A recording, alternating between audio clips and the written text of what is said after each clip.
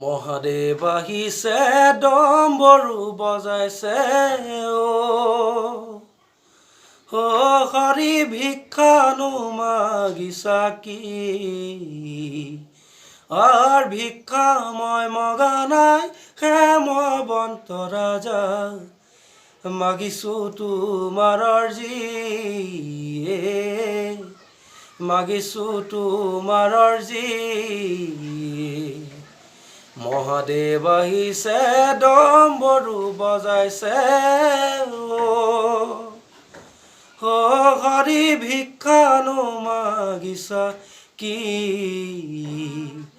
R ভিক্ষা মই মগা নাই হেমবন্ত ৰাজা